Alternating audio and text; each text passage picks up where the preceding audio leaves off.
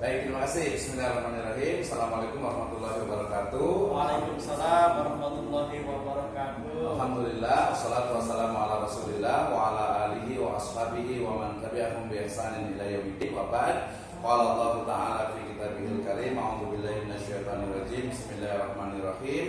Wa ma khalaqtul jinna wal insa illa liya'budun. Wa qala Rasulullah sallallahu alaihi wasallam, innama bu'istu liutammima makarimal akhlaq. Amma ba'd, fa inna asdaqal hadits kitabullah wa khairal huda huda Nabi sallallahu alaihi wasallam. Alhamdulillah, syukur kepada Subhanahu wa taala yang telah memberikan kepada kita kenikmatan iman, Islam dan juga ihsan.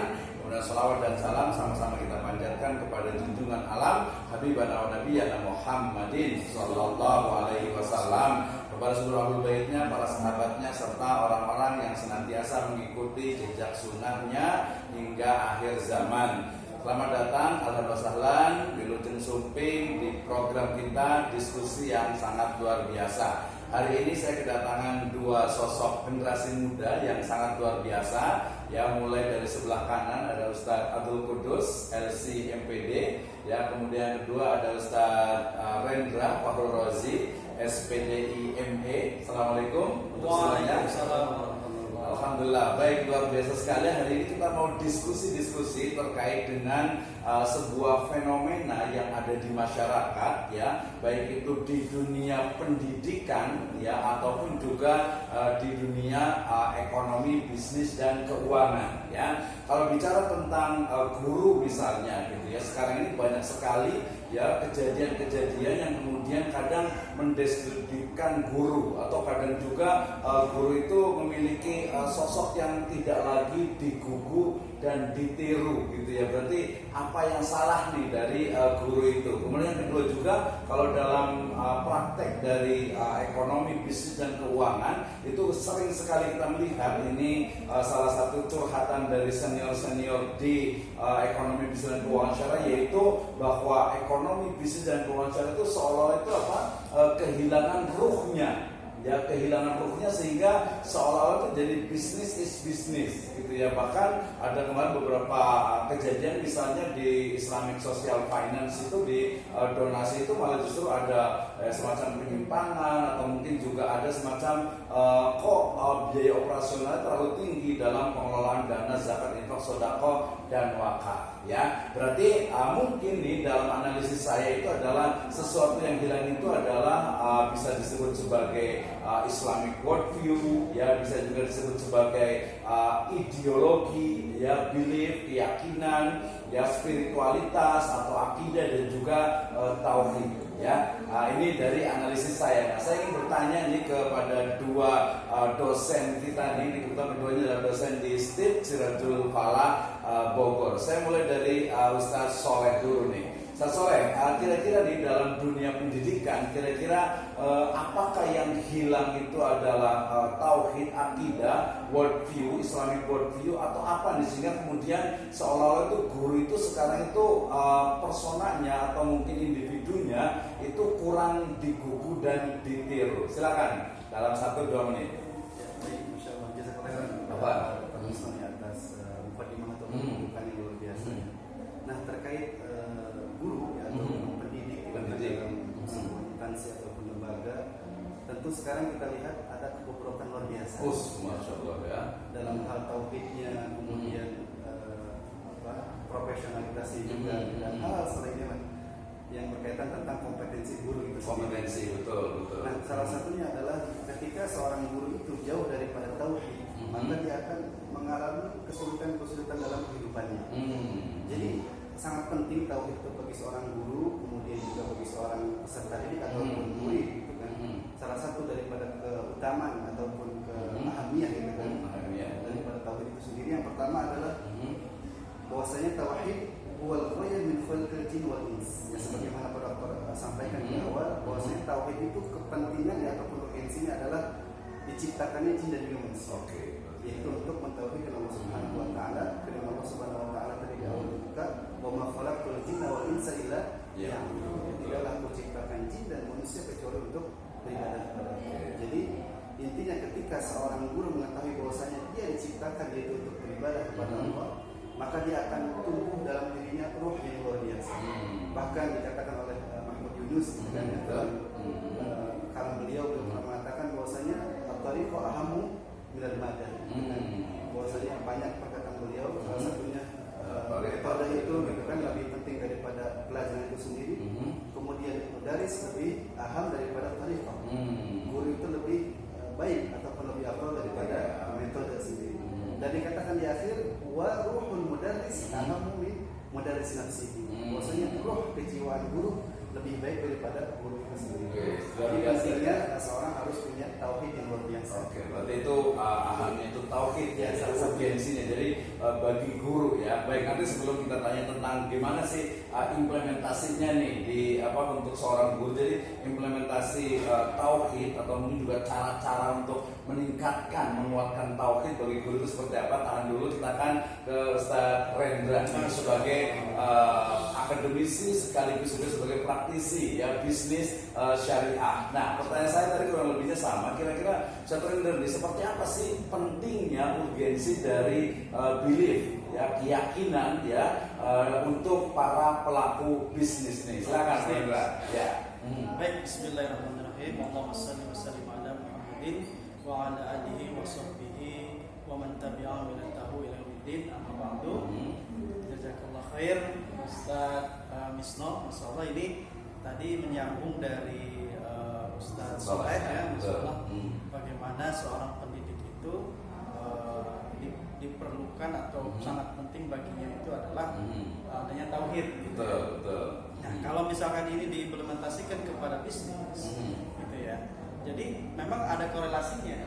Karena memang satu akar. Betul. Satu akar dari tauhid itu sendiri. Di dalam Quran surat Ibrahim ayat 24, A'udzu billahi minasyaitonir rajim. Alam tara kaifa daraballahu mathalan kalimatan thayyibatan kasajaratin thayyibatin asluha tsabitun wa faruha fis sama. Nah, itu Masya Allah. Jadi ketika Allah mengibaratkan kalimatan thayyibatan ini, kalimat yang terbaik yaitu adalah la ilaha illallah, itu seperti pohon yang menjulang tinggi.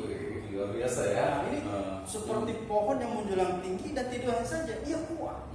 Ya, menjulang tinggi dan kuat. Gitu ya. Jadi nggak pernah kena angin ya. Iya. Okay. Mau itu adalah di institusi pendidikan maupun bisnis, maka yang paling menguatkan itu adalah apa? Kalimat thayyibatan itu.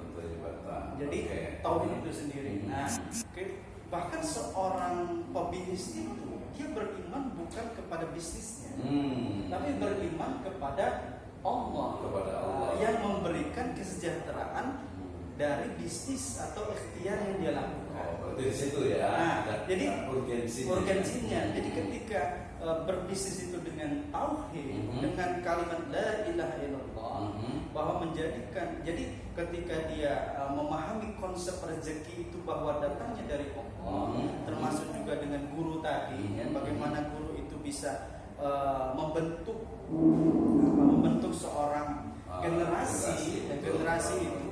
Memang ada waktunya di kelas dengan yang namanya taklim, ada juga dengan cara dicontoh, ada juga dengan mendoakan. Mendoakan juga ya. Iya.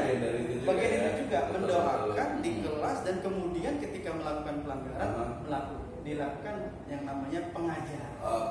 Pengajaran dalam bentuk kasih sayang itu. Ya, itu ya. Ada punishment. Ada punishment ya. Termasuk juga juga ketika melakukan sebuah apresiasi kebaikan, kita apresiasi dengan hal yang luar biasa kayak gitu. Nah, kalau nyambung ke bisnis belum jawab nih. Jadi kalau bisnis ini, kalau di bisnis ini termasuk ketika kita menjadi seorang, karena bisnis itu adalah ownernya itu sendiri. Bisnis itu owner ya. Bisnis itu adalah ownernya itu sendiri. Jadi ketika ownernya itu dekat dengan Allah, menjalankan kalimatan thayyibatan yang sebenarnya itu, maka bisnis itu pun akan tadi mendapatkan keberkahan. Nah, termasuk ada di dalamnya itu adalah orang-orang yang membantunya, pekerja-pekerjanya, karyawannya. Jadi seorang bisnis itu punya 3 hubungan, yaitu hubungan dengan atau 4 hubungan. Yang pertama adalah hubungannya dengan investor. investornya, yang sifatnya kemudian transparansi, pertanggungjawaban, dan kemudian mampu memberikan informasi yang utuh. Kemudian kepada karyawannya, bagaimana dia mempunyai leadership yang baik, gitu kan. Kemudian akad-akad yang akan dia dilakukan itu adalah akad-akad yang sesuai dengan syariah berdasarkan tauhid tadi. Seperti itu, gitu kan ya. Implementasinya ya. Kemudian bagaimana pemasarannya, bagaimana kinerjanya, itu dibangun dengan itu semua. Luar biasa. Gitu. Kemudian yang ketiga, membangun dengan customer. Customer itu relasi dengan apa? Dengan akhlak, dengan etika, dengan kemudian namanya kafaah. Kafaah itu adalah kemampuan atau kompetensinya, dengan betul-betul dilakukan dengan semestinya. Yang terakhir yang memang harus utama dan paling utama adalah kepada Allah. Karena ya baik, jadi ketika dengan Allah itu, ketika mendapatkan keuntungan, maka keuntungan itu adalah buat bisnisnya, buat keluarganya, dan kemudian ada yang disebut dengan Islam sosial ya, dengan berzakat, dengan bersedekah. Itu langsung ya, gitu ya. Nah, itu sedikit dari saya, Ustaz. Hasil dari Quran surat Ibrahim ayat 24. Insya Allah. Luar biasa sekali ya. Baik, tadi langsung ke setelah ini langsung ke prakteknya ya. Implementasi. Padahal kita belum ditanya. Ya, tapi kita kasih ini dulu juga. Artinya tadi kan ya. Jadi istilahnya itu praktek gitu ya. Jadi tadi kan kita sekarang sudah tahu nih, walaupun nanti harus sering-sering nih ya. Jadi mengulang kembali tentang urgensi pentingnya tauhid bagi pebisnis dan juga bagi pendidik gitu ya. Pendidik, tapi nanti pertanyaan berikutnya mungkin saya ulang kembali nanti ke Ustaz Rendra ya, nanti sebelumnya ke Ustaz ini dulu, ke Ustaz Soleh dulu tadi tentang jadi seperti apa nih, mungkin bisa disebutkan secara teknis gitu ya. Jadi sebutkan 5 implementasi tauhid lah ya dalam dunia pendidik ataupun ke dunia pendidikan. Silakan Ustaz Soleh, seperti apa, nanti ke Ustaz Rendra juga sama nih. Terkait implementasi ya, tentu seorang pendidik ya, selain memberikan teori ataupun pemaparan dari pembelajarannya gitu kan, karena tauhid ini ya, tidak bisa dilihat gitu kan, maksudnya dia diimani gitu kan. Diimani ya. Seorang kita tahu tauhidnya bagus atau tidak ya hanya dia dan Allah Subhanahu Wa Taala. Maka ketika seorang pendidik ya mengimplementasikan tauhid ini ya, dia harus luar biasa dalam kehidupannya. Salah satunya apa? Yang pertama adalah ibadah tentunya. Ibadahnya harus luar biasa kepada Allah Subhanahu Wa Taala.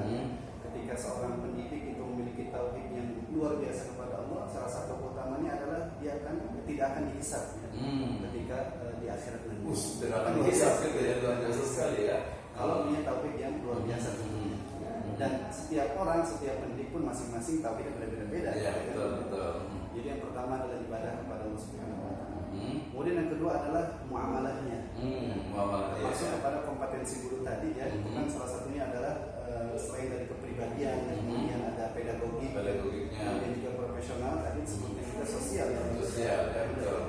Jadi seorang guru jangan sampai ya, dia merasa hidupnya sendiri saja, dia tidak butuh kepada orang lain. Tentu setiap orang itu butuh kepada orang lain. Betul. Memiliki jiwa sosialis. Dia juga berakhlak mulia kepada sesama, bekerja yang baik kepada sesama, sehingga dia memberikan efek yang luar biasa. Jadi memang implementasi itu perlu dilakukan dengan sebaik-baiknya. Selain ibadah, kemudian juga muamalah dan juga dalam kehidupan sehari-hari.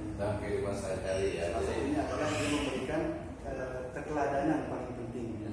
Jadi jangan sampai seorang guru hanya memberikan teori kemudian tidak dipraktekkan, namun dia berikan keteladanan paling penting. Ketika ingin santri ataupun peserta didiknya rajin sholat, maka dia harus sholat dulu ya. Kemudian juga tidak memberikan arahan saja, yuk kita sholat, ataupun memberikan arahan silakan sholat, tapi dia mengajak kepada dia santrinya dan juga diri dia sendiri. Mari kita sholat berjamaah. Juga pengen punya santri yang berakhlakul karimah, dia mulai dari diri sendiri. Luar biasa, jadi uswah hasanah gitu ya. Oke, terima kasih Ustaz Soleh, ini kayaknya perlu panjang gitu ya. Bapak ini ke Ustaz Rendra nih, gimana nih contoh praktis nih sebagai pelaku bisnis itu berarti seperti apa nih contoh prakteknya, silakan. Jadi kalau menyambung dari Ustaz Soleh tadi ya, kan tadi pertanyaan itu bagaimana aplikasi di dalam bisnis ya saat tauhid ini dipraktekkan gitu ya. Nah, ini kembali kepada yang tadi sudah saya sampaikan bahwa bisnis itu sendiri pondasinya adalah ya akidah. Betul. Akidah Ya, itu akidah. sendiri. Ya. Karena akidah ini ya memancar kepadanya itu aturan-aturan. Terus luar biasa. Aturan-aturan, ya. Aturan ya. Akidah akiliyah yang batik wa gitu, Terus, ya kan? mantap. Bahwa akidah yang mempunyai rasional, yang kemudian memancarkan aturan-aturan. Aturan itu adalah aturan dari Allah dan juga aturan-aturan yang mungkin dapat mengikat di antara manusia dengan manusia itu. Nah, salah satunya adalah muamalah tadi, ya kan? Nah, itulah dengan sistem. Maka ketika bisnis itu dipraktekkan ke dalam kehidupan sehari-hari, yang pertama, ya kan, ditentukan dulu apa tujuan dari Bisnisnya, betul, tujuannya tujuannya apa. ya. Maka Betul. bisnis ini tuh tujuannya kita akan berbisnis yang bagaimana, produknya apa, cara pemasarannya bagaimana, kemudian bagaimana cara mendapatkan hartanya, mengembangkan hartanya, gitu kan. Nah, ini harus dengan konsep-konsep Islam yang baik gitu. Jangan sampai kita mempunyai akidahnya itu la ilaha illallah, tetapi ketika prakteknya justru menyimpang dari syariahnya Allah. Ini sangat berbahaya. Sangat berbahaya. Ini contohnya ketika dia berbisnis, dia akan menjauhi sifat praktek-praktek ribawi misalkan ya.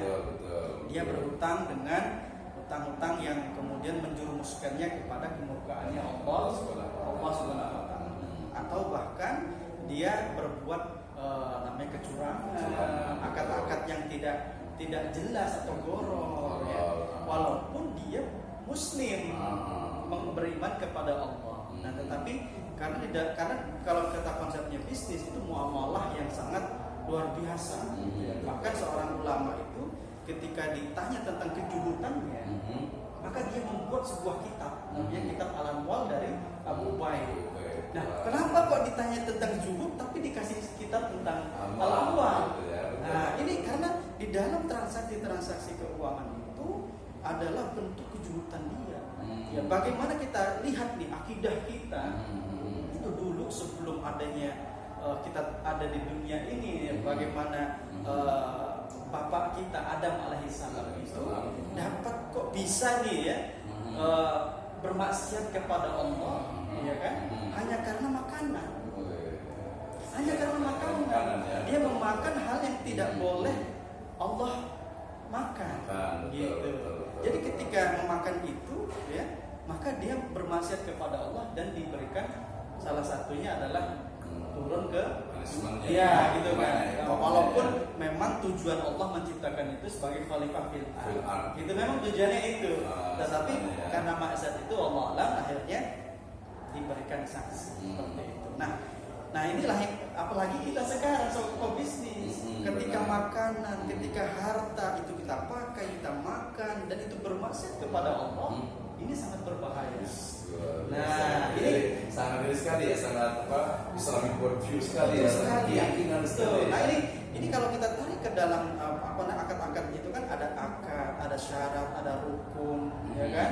Kemudian bagaimana akad ini diimplementasikan kepada konsep gadai, akad ini diaplikasikan kepada syirkah, kepada wadiah dan atau kepada yang lain. Nah, ini harus dia ada syaratnya, ada rukunnya, kemudian bagaimana itu sempurnanya, bagaimana ruksahnya. Nah, ini kan ada di dalam yang namanya ekonomi syariah, bisnis Islam. Nah, ini sangat penting. Maka ketika seorang muslim dia akan terjun kepada dunia bisnis, maka yang pertama kali harus dia lakukan adalah belajar. Luar biasa ya. Jangan sampai dia terjebak kepada riba. Oke, baik, ini memang alhamdulillah ya, saya senang sekali. Mudah-mudahan ini gak cuma ini ya, gak cuma sekali ini ya. Jadi artinya generasi muda kita itu Ustaz Soleh gitu ya, kemudian Ustaz Farozi, Ustaz Rendra Farozi. Nah, kayaknya kalau bisa sih saran saya itu ke depan itu ya kita bisa setiap Rabu itu bukan hanya ini, tapi bisa live di YouTube ya, kemudian juga ada rekaman-rekaman itu penting gitu ya. Karena tadi kalau ini kan biasanya bisa 2-3 jam gitu. Karena menurut saya itu yang itu melatih gitu ya. Kalau saya pernah bikin tulisan itu, kalau ada orang lain itu bikin istilah itu apa, majelis zikir gitu ya. Kenapa kita nggak buat majelis fikir gitu kan ya?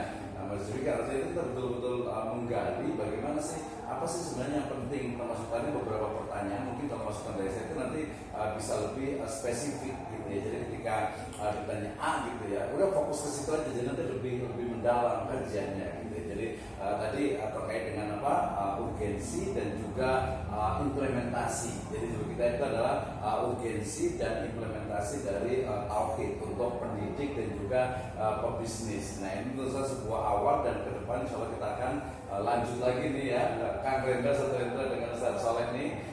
Ya, jadi terkait dengan banyak hal ya dari yang sifatnya, kenapa gini, salah satu dari beberapa, misalnya ada Pak Adi Warman Karim, termasuk juga Pak Syafi'i juga, termasuk yang sudah meninggal rahimahullah itu Pak Karnan Perawat Maja, saya setelah pernah diajar, termasuk juga Pak Asarya juga di BI itu, beliau mengatakan bahwa salah satu yang hilang dari praktisi ekonomi syariah, bisnis syariah itu adalah, termasuk guru juga tadi, itu adalah memang keyakinan dia itu, belief dia itu, akidah dia itu. Jadi justru yang muncul tadi adalah kapitalisme, kemudian tadi guru itu seolah-olah juga jadi kayak assembling school gitu ya, jadi kayak ke sekolah itu ya kayak jadi kayak pabrik gitu ya. Jadi beliefnya, akidahnya itu kurang. Nah, ke depan berarti kita akan bicara lebih detail sebenarnya akidah, worldview, tauhid, Islamic belief itu seperti apa sih sebenarnya. Oke, ya tunggu di pertemuan yang akan datang. Demikian, jazakallahu khairan. Assalamualaikum warahmatullahi wabarakatuh.